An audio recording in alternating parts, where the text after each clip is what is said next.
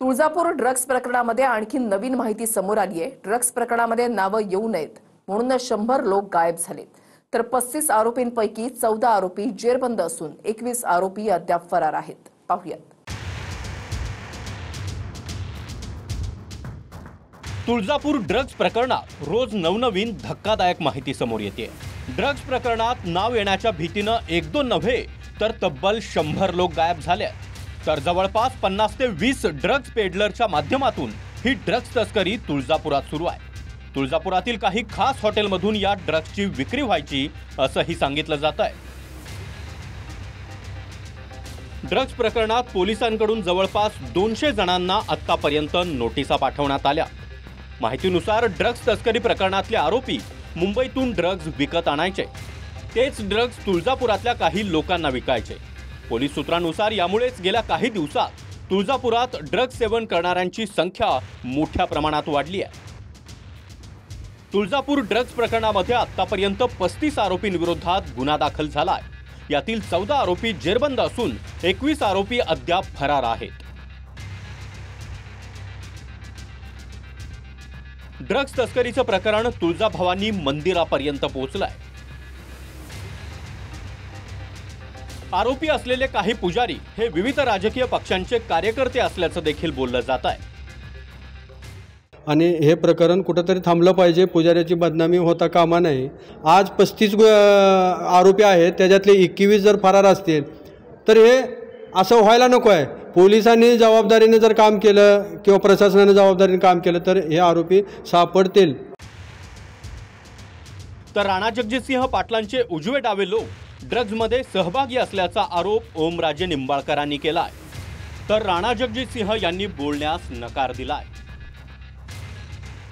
सगळेच्या सगळे जेलमध्ये गेले पाहिजेत ही आमची भूमिका आहे। माझं त्याच्या पुढे जाऊन म्हणणं आहे, ह्याच्यामध्ये जे कोणी इन्व्हॉल्व असतील ह्यांच्यावर मोक्याच्या अंतर्गत कारवाई होणं गरजेचं आहे।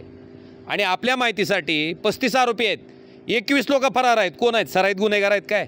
मुंबईचा आरोपी सापडतो पोलिसांना, आणि इथं राहणारे म्हणजे राजकीय पदं ज्या लोकांनी भूषवली ती लोक सापडत नाहीत काय? यांना कुणाच्या वरदहस्तामुळे आहे? अरे पोलिसांना मोकळीक द्या।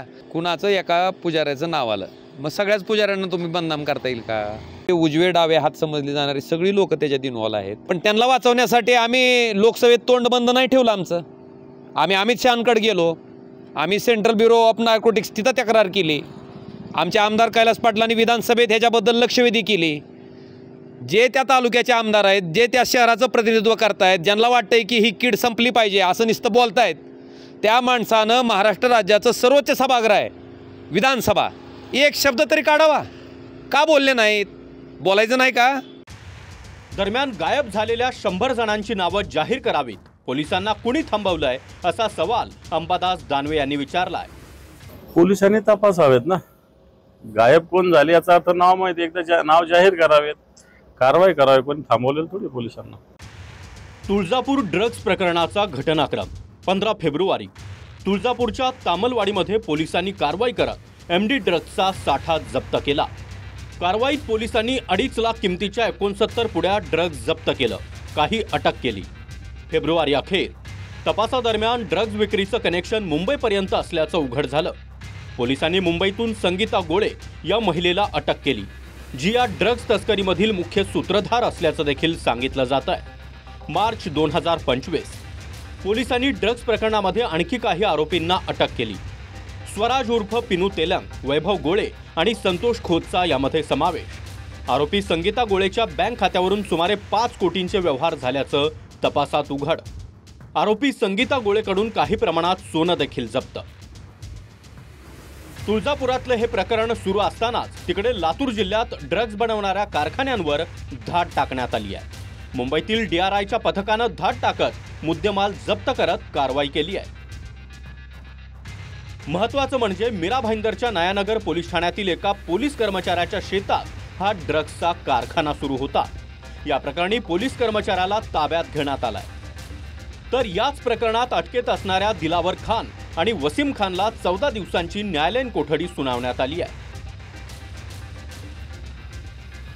प्रकरण तुळजापुरातलं असो की लातूरमधलं, राज्यात ड्रग्जचा विळखा कोणत्या ना कोणत्या मार्गाने वाढत असल्याचंच पाहायला मिळतंय। त्यात या प्रकरणाचा शिरकाव थेट तुळजापूर मंदिरातच झाल्यानं अनेक प्रश्न समोर येत आहेत। दरम्यान या संपूर्ण प्रकरणात काही पुजाऱ्यांमुळे सर्व पुजाऱ्यांना बदनाम करू नका असं आवाहन काही स्थानिकांकडून केलं जात आहे। ड्रग्सची पाळंमुळं कुठे आणि किती खोलवर गेली आहेत हे पोलीस तपासातून समोर यायला हवं। श्रीराम क्षीरसागर, TV9 मराठी, तुळजापूर।